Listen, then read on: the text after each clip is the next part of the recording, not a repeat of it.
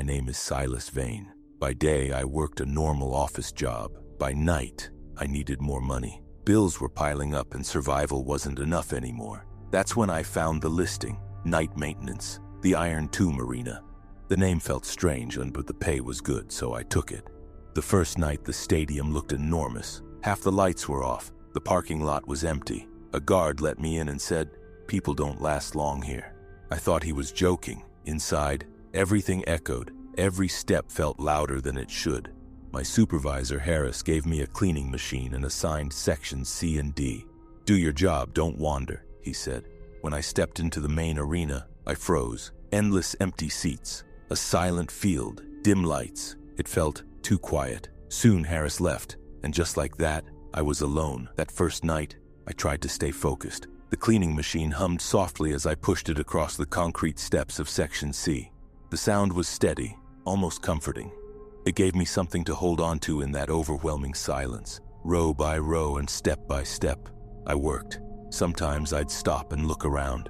The seats stretched endlessly into darkness. The field below looked distant, almost unreal. I checked my phone once, 11:17 p.m. Time felt slower here. I remembered Harris's words, "Don't wander," so I didn't. I kept my head down, kept working. But even then, it felt like the silence wasn't empty, like it was watching up. By midnight, I got used to the sound, the machine, my footsteps, my breathing. They became the only proof I wasn't completely alone. I moved into Section D, the higher rows. From up there, the arena looked even bigger and like a hollow giant. I paused for a second, just to listen. Nothing. No wind, no distant traffic, no voices, just silence. Then I clapped my hands once. The sound echoed, loud, sharp. It bounced across the stadium and came back to me a second later. But something about it felt off, like the echo returned just a little too late. I shook it off. "It's just acoustics," I told myself, and went back to work. By 1 a.m., the silence started to feel heavier. Not louder, not different, just heavier. The kind that presses against your ears until even your thoughts sound distant. I kept cleaning. Row after row, the machine's hum was steady, but now it felt too small for a place this big. I stopped for a moment and looked across the arena. For a second, I had this strange feeling, like if I shouted, something might answer. I didn't try. I just went back to work. Around 1:30, I took a short break. I sat on one of the cold concrete steps, sipping water. From there, the field looked distant, like it belonged to another world. I checked my phone again. No signal. That was odd. I had signal outside. I stood up and walked a few steps higher. Still nothing. "Probably just bad coverage," I muttered, but something about it felt intentional. When I returned to work, I noticed something small. On the wall near Section D, there was a faded sign. "Stay within assigned area." I was sure I hadn't seen it before. Maybe I missed it. Or maybe I just didn't notice. I pushed the machine forward again. The wheels made that same faint squeak. Harris's voice echoed in my head. "Don't wander." I glanced toward the dark corridor leading out of the seating area. For a moment, I considered walking there, just to explore, but I didn't. I stayed where I was and kept cleaning. By 2 a.m., time felt strange. I checked my phone, 2:03. After what felt like a long stretch of work, I checked again, 2:09. It didn't make sense. It felt like at least half an hour had passed. I frowned, slipped the phone back into my pocket. "Just tired," I told myself. Still, something about this place made time feel stretched. Abbas. I moved lower, closer to the field. The air felt cooler down there, heavier. I stopped near the railing and looked out. The field was perfectly still, too still, no wind, no movement, nothing. For a moment, when I imagined it full of people, crowds cheering, noise, life. Then I blinked, and it was gone again. Just silence. I finished part of Section D and decided to grab more supplies. The corridor behind the seat was darker than before. My footsteps echoed louder here, concrete walls, low ceiling. For a second, I thought I heard another step right after mine. I stopped. Silence. I took another step. Echo, just echo. I shook my head. "Old building?" I muttered, and kept walking. When I came back, something felt off. The section looked the same, but not exactly. I couldn't point it out. Maybe the shadows had shifted, maybe the lights changed. I stood there for a few seconds, just staring. Then I pushed the machine forward again, the same hum, the same rhythm, routine. That's all it was, right? By 3 a.m., I was almost done. Just a few rows left. The machine suddenly made a rough grinding sound, then went back to normal. I stopped, listened. Nothing. I tapped the handle lightly. It worked fine. But for a moment, I was sure that sound didn't come from the machine. By 3:45, I finished my section. I turned off the machine and just stood there. The silence returned instantly, deeper than before. I looked around one last time. Empty seats, still field, cold air. Then I walked out. At the exit, the same guard was there. He glanced at me and said, "You came back." I frowned. "Yeah, why wouldn't I?" He didn't answer, just opened the gate, and as I stepped outside, for the first time that night, I felt like I could breathe again. I thought everything would feel normal after the first night. It didn't. When I got home that morning, I collapsed into bed almost instantly, but the sleep, it wasn't restful. It felt shallow, uneasy, like part of me was still inside that stadium. Every time I closed my eyes, then I saw the same thing. Endless rows of empty seats, that silent field, and the kind of quiet that didn't feel natural. By evening after my office shift, I didn't want to go back. But bills don't care how you feel, so a little before 10 p.m., I found myself standing outside the Iron Tomb Arena again. And this time, something was different. The air wasn't as cold, the wind was completely still, and the strangest part, my car wasn't alone anymore. There was another one, old, black, engine off. But the headlights were faintly glowing, like they had just been turned off. The guard was there again. He looked at me, and this time he didn't ask my name. He just opened the gate. "Second night," he muttered. "Yeah." I pointed toward the car. "Whose is that?" He didn't even look. "Do your job." The moment I stepped inside, the feeling returned. But now there was something else mixed in. A faint smell in the air. Damp, old, with a strange metallic edge. I found Harris in the corridor. He seemed quieter tonight. "Same sections," he said, C and D. "I heard something weird last night," I said, trying to sound casual. He stopped walking, turned to look at me. "Machines are old," he replied. "They make noise. I thought maybe—" "Silas," he cut me off. "This job is simple, don't overthink it."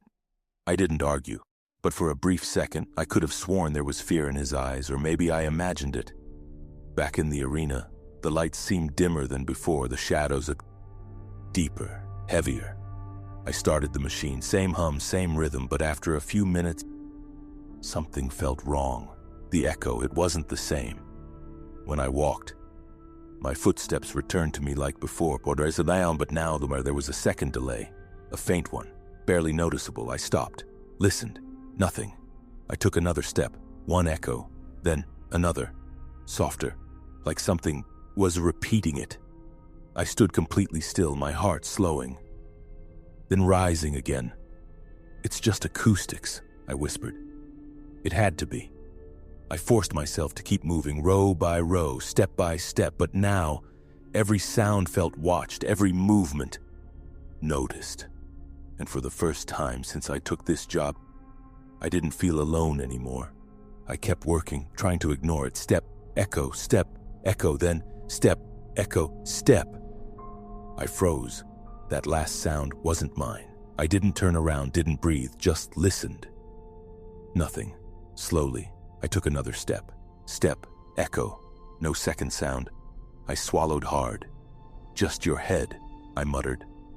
But now, every step felt risky. I started moving faster. The machine's hum felt louder now, too loud. I glanced behind me, nothing, empty rows. But the feeling stayed, like someone was standing just out of sight, watching, waiting.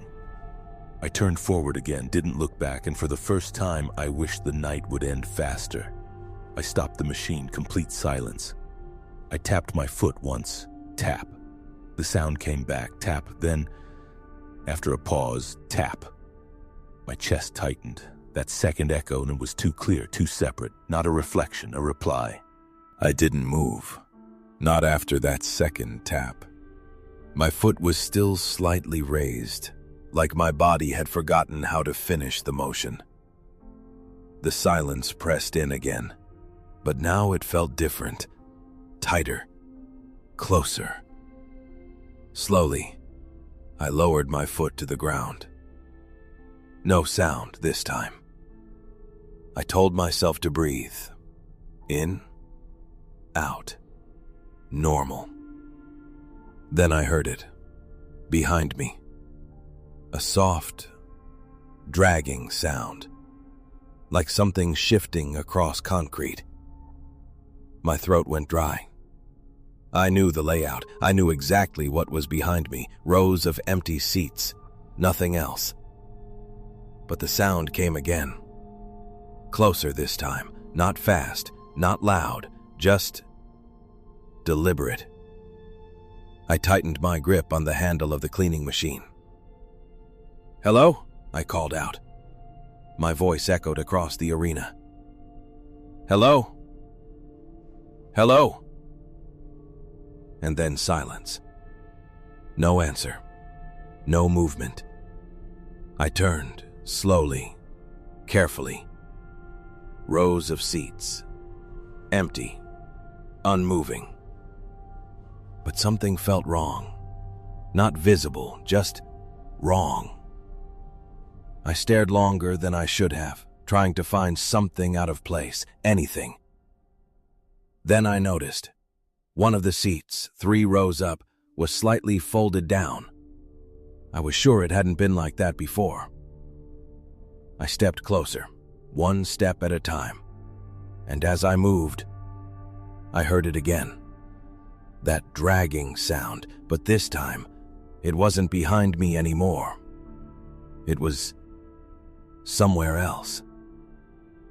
I stopped halfway up the steps. That seat. It was definitely different. All the others were upright, perfectly aligned, still. But that one, slightly pushed down, like someone had just stood up. I scanned the area again. Nothing. No movement. No sound. "This isn't funny," I muttered, even though no one was there to hear it. I climbed the last few steps. My shoes echoed louder now. Too loud.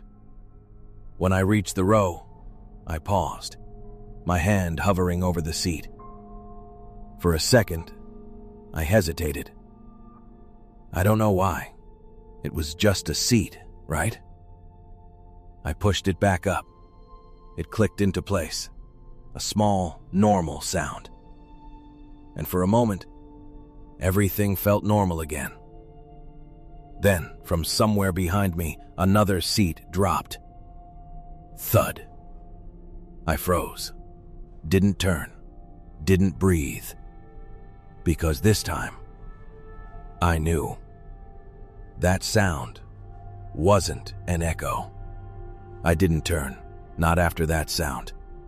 Another seat had dropped behind me. Slow, clear, real.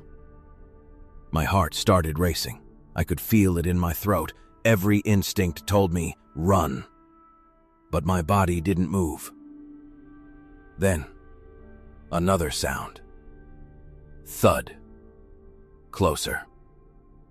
I clenched my fists, still facing forward.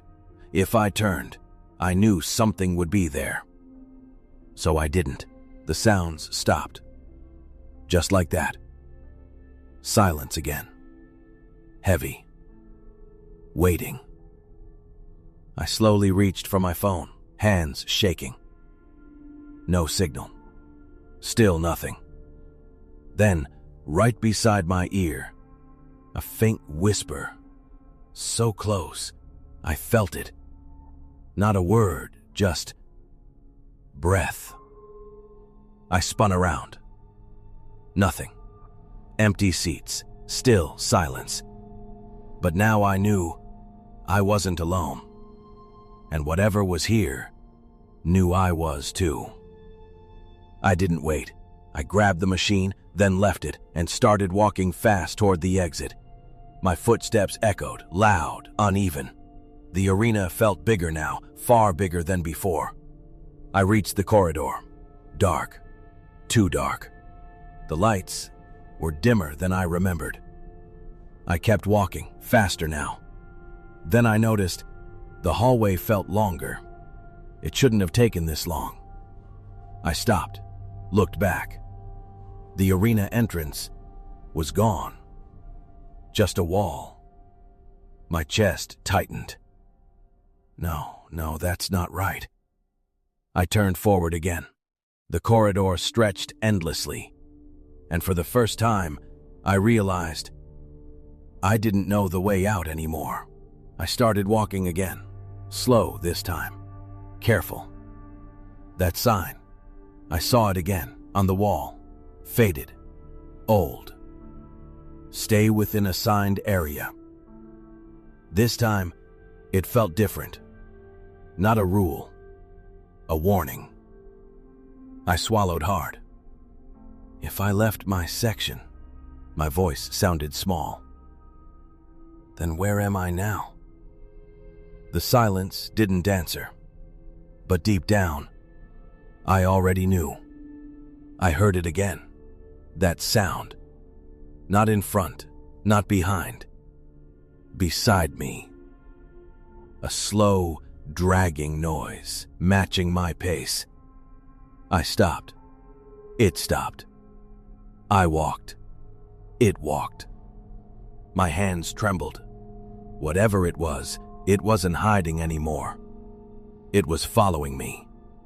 I stopped running, stopped thinking, stopped trying to escape. Whatever was following me wasn't letting me leave. So I turned, slowly. The corridor behind me was empty, but the air wasn't. It felt heavier, closer, like something stood right in front of me, just out of sight. My voice shook. I'm not supposed to be here, right? Silence. Then, for the first time, the feeling changed. Not anger, not hunger. Something else. Something lost. I took a step back. I'll go back, I whispered. To my section. The pressure eased, just a little, and somehow I knew that was the answer. I didn't run this time. I walked back, slowly, carefully. Step by step, the corridor began to look familiar again. The walls, the lights, the turns. And then I saw it. The entrance to the arena, exactly where it should have been. I stepped inside. The field was there, the seats still, silent, like nothing had ever happened. I grabbed my machine, finished the last few rows, hands still shaking but steady enough. At 4 a.m., I walked out. The gate opened. The guard looked at me. For a moment, he almost smiled. You learned, he said quietly. I didn't reply. I just nodded. Outside, the sky was turning orange. Morning light, warm, real. I took a deep breath, and this time, it didn't feel heavy. I never heard the sounds again, never saw anything move. But I followed the rule, every night, stay within your section. And somehow, the arena let me leave.